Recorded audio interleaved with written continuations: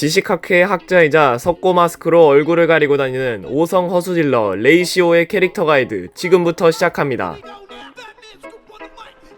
레이시오의 비술 우상 형상화입니다. 특수 영역을 만든 후 적을 도발합니다. 영역 안의 적은 속도가 15% 감소합니다.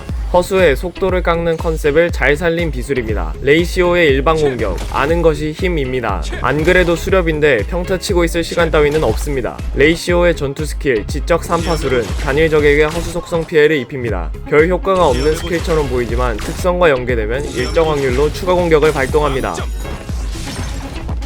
레이시오의 필살기 3단 논법의 역설은 단일 적에게 허수 속성 피해를 주고 필살기로 공격한 적을 아군이 공격하면 추가 공격을 가합니다. 스킬셋을 보면 알 수 있듯 레이시오는 추가 공격이 주를 이루는 딜러입니다. 레이시오의 특성 나는 생각한다 고로 존재한다.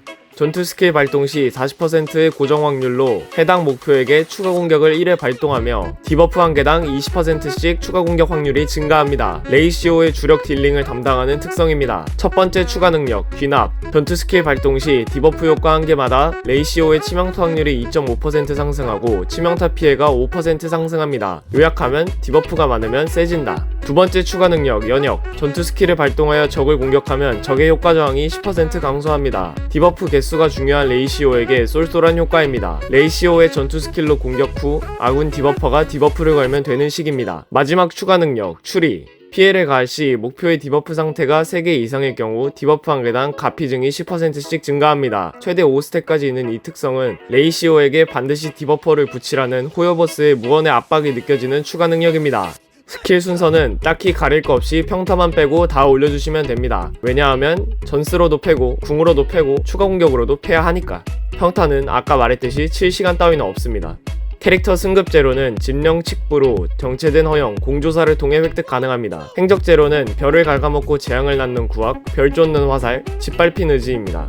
별을 갉아먹고 재앙을 낳는 구악은 신규 주간 보스를 통해 획득 가능합니다. 별 쫓는 화살은 외곽 불악의 모조 꽃받침에서 획득 가능합니다. 짓밟힌 의지는 반물질 군단을 처치해서 획득 가능하나 의뢰를 통해 획득하시는 게 정신에 좋습니다. 레이시오의 1돌, 교만은 재앙을 낳는다는 귀납의 스택수가 4스택 늘어나고 전투 시작 시 4스택이 바로 생깁니다. 레이시오의 치아 치피가 올라가는 심플한 옵션입니다. 레이시오의 2돌, 작은 것에 숨겨진 진리는 추가 공격이 적중 시 적이 보유한 디버프 개수당 20%씩 허수 속성 피해를 줍니다. 추가 공격의 딜량이 기하급수적으로 늘어나는 돌파 옵션이므로 레이시오를 딜러로 쓰고 싶으시다면 2돌까지 하시는 걸 추천드립니다. 레이시오의 4돌, 맹목은 미련을 낳는다는 추가 공격 발동 시 레이시오의 에너지를 15포인트 회복시킵니다. 필살기를 많이 돌려서 추가 공격을 많이 돌릴 수 있게 하는 유틸성이 있는 돌파 옵션입니다. 레이시오의 6돌, 영원한 것은 진리뿐은 현자의 짧은 생각의 발동 효과가 1회 추가 증가하고 특성의 추가 공격 가피증 60% 상승합니다. 전형적인 6돌 사기 옵션입니다.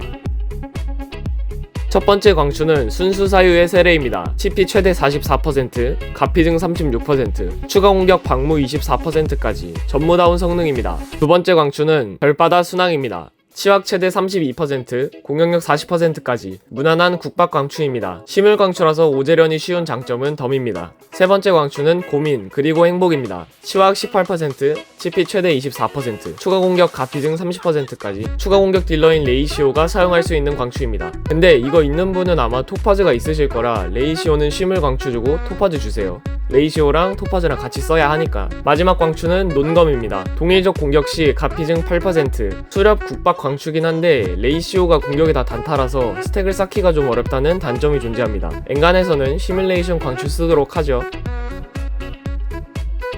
추천 유물 세트는 재와 뼈마저 불사르는 대공 2세트, 깊은 감옥에 수감된 죄수 2세트입니다. 대공 4세트를 착용하기엔 타수가 적어서 2세트만 챙기고 나머지는 공퍼인 죄수 2세트를 사용합니다. 둘이 같이 파밍이 되므로 다른 거 쓰지 마시고 그냥 이렇게 파밍해서 쓰시는 게 레진 효율도 괜찮고 성능도 나쁘지 않습니다. 을랑과 같이 사용할 때는 양자 4세트를 사용하셔도 괜찮습니다. 추천 장신구는 창공전선 그라모스입니다. 공퍼 12%의 속도가 135 이상이면 가피증까지 쏠쏠한 옵션들을 챙길 수 있습니다. 속도가 조금 딸린다면 살소토도 괜찮습니다. 다만 근데 전투 스킬 비중이 레이시오가 조금 높아가지고 추가 공격 옵션인 살소토를 하면은 전투 스킬의 딜을 조금 놓친다는 단점이 있습니다. 주 옵션은 위와 같습니다.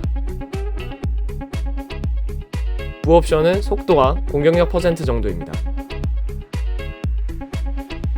추천 캐릭터는 토파즈입니다. 토파즈는 추가 공격 캐릭터들의 원탑 서포터인 만큼 레이시오와도 당연히 잘 어울립니다. 토파즈의 표식 또한 디버프로 인식해서 레이시오의 추가 공격 확률까지 올라가는 환상의 짝꿍이니 있으면 꼭 같이 쓰세요. 두 번째 캐릭터는 을랑입니다. 추가 공격 확률을 위해 디버프가 꼭 필요한 레이시오에게 붙여줄 수 있는 최고의 디버퍼입니다. 약점 제공에 가장 많은 디버프 보유까지. 디버프의 수준 또한 월등하기 때문에 얘도 같이 쓰시는 게 좋을 것 같습니다. 나머지는 그냥 아무 디버퍼나 골라서 레이시오의 추공 확률을 올려줍시다. 다른 디버퍼나 서포터라고 해서 딸리는 게 아니니 걱정하지 마세요.